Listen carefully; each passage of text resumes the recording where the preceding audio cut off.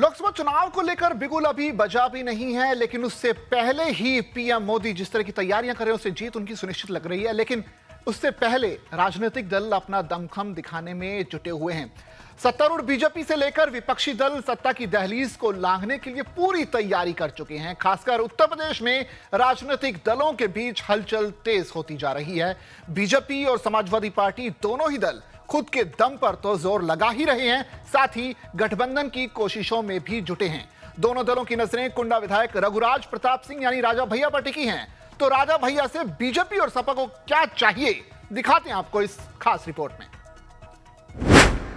चुनाव में एक एक वोट की कीमत क्या होती है, ये नेताओं से अच्छा कोई नहीं जानता। और ये वोट हासिल करने के लिए ही सियासी दल जहां खुद जोर लगाते हैं, तो वहीं साथियों की भी तलाश करते हैं। अब लोकसभा चुनाव से पहले राज्यसभा के चुनाव होने जा रहे हैं, जिसमें तो साथी की खासा जरूरत होती है। इसीलिए उत्तर प्रदेश में समाजवादी पार्टी और बीजेपी दोनों ही नए साथी की तलाश में हैं। और इस चुनावी घड़ी में उन्हें याद आई है कुंडा विधायक रघुराज प्रताप सिंह की। दरअसल यूपी में राज्यसभा की 10 सीटें खाली हुई हैं। इनमें से 7 सीटों पर बीजेपी की जीत पक्की मानी जा रही है, जबकि सपा की झोली में 2 सीटें आ रही हैं। बीजेपी ने राज्यसभा का 8वां उम्मीदवार उतारकर इस चुनाव को दिलचस्प बना दिया है, जिसके बाद सपा और बीजेपी में छोटे दलों के विधायकों को अपने खेमे में लाने की होड़ मच गई। खासकर दोनों दलों की नजर है राजा भैया पर, क्योंकि उनके पास 2 विधायक हैं। राजा भैया को मनाने के लिए सबसे पहले सपा के प्रदेश अध्यक्ष नरेश उत्तम पटेल उनके घर पहुंच गए। दोनों के बीच में भविष्य के गठबंधन को लेकर बातचीत हुई। सूत्रों के अनुसार सपा प्रदेश अध्यक्ष ने रघुराज के अखिलेश यादव से फोन पर बात भी कराई। सूत्रों के अनुसार सपा ने जनसत्ता दल लोकतांत्रिक को राज्यसभा चुनाव में साथ देने के बदले लोकसभा में 5 सीटें देने की पेशकश की है। खासकर प्रतापगढ़ से प्रत्याशी न उतारने की बात भी कही जा रही है। हालांकि इस पर दोनों ही दलों की ओर से अभी तक कोई भी आधिकारिक प्रतिक्रिया सामने नहीं आई है। आपको बता दें कि रघुराज का मुलायम सिंह यादव के साथ पुराना संबंध रहा है। मुलायम के बीमार होने के दौरान वो उनसे मुलाकात करने भी गए थे। हालांकि अखिलेश के साथ उनके संबंध कभी भी मधुर नहीं रहे। साल 2022 के विधानसभा चुनाव के दौरान भी कुंडा की जनसभा में अखिलेश ने उन पर जमकर हमला बोला था। कुंडा की कुंडी लगाने की बात भी कह डाली थी। उस समय रघुराज ने जवाबी हमला करते हुए कहा था कि किसी में इतनी हिम्मत नहीं है कि कुंडा में हमारी कुंडी लगा दे।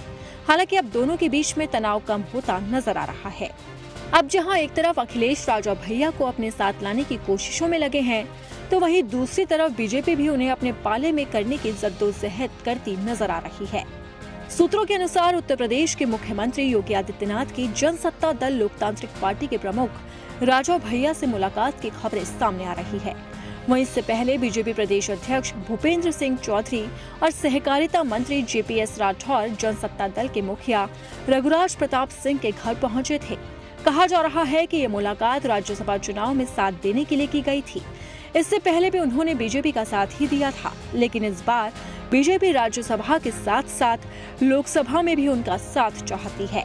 हालांकि राजा भैया ने एक बार फिर से बीजेपी के साथ के संकेत दिए हैं।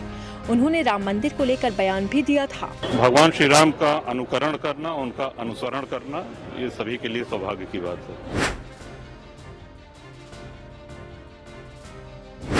राजा भैया यूपी की सियासत का वो चर्चित चेहरा हैं, जिनकी यूपी की राजनीति में अलग ही साख रही है।